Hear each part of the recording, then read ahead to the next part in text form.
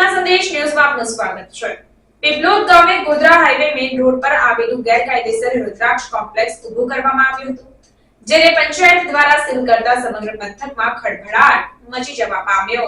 દેવગઢ બારિયા તાલુકાના પીપલોદ પંચાયતમાં આવતા રેવન્યુ સર્વે નંબર 9 બ વાડી જમીનમાં ગેરકાયદેસર કોમ્પ્લેક્સ શોપિંગ સેન્ટર ઊભું કરી દેવાયું હતું, જે શોપિંગ સેન્ટરની દુકાનોને લઈને કેટલાક સમયથી સીલ મારવામાં આવશે તેની રાહ જોવાઈ રહી હતી। ત્યારે આખરે પોલીસ બંદોબસ્ત સાથે ગ્રામ પંચાયત દ્વારા સીલ મારવામાં આવતા સમગ્ર તાલુકામાં ખળભળાટ મચી જવા પામ્યો।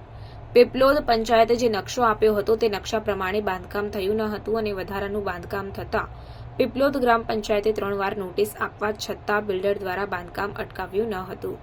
ત્યારબાદ પીપલોદ ગ્રામ પંચાયત એક્શન મોડમાં આવી હતી અને નોટિસો પણ આપી હોવા છતાં કામ ધમધુક્કાર ચાલુ રાખવામાં આવ્યું હતું। આ રુદ્રાક્ષ કોમ્પ્લેક્સ શોપિંગ સેન્ટરની દુકાનોને લઈને સરપંચ અને તલાટી સહિત ગ્રામ પંચાયતના તમામ કર્મચારીઓ સાથે મળીને પીપલોદ પોલીસ સ્ટેશનની પોલીસ ટીમની મદદ લઈ શોપિંગ સેન્ટરની દુકાનોને સીલ મારવામાં આવી હતી।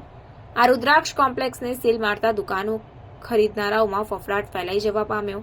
આ દુકાનદારોને અગાઉ જાણ કરી દેવામાં આવી હતી, પરંતુ દુકાન માલિકોએ આ વાતને ગંભીરતાથી લીધી ન હતી। આ શોપિંગની દુકાનોને સીલ મારવામાં આવતા માલસામાન અંદર રહી ગયો હતો। લાંબા સમયથી વિવાદવાળી દુકાનોને સીલ મારવામાં આવતા જમીન કૌભાંડ કરનાર ભૂમાફિયાઓમાં ફફડાટ ફેલાઈ જવા પામ્યો।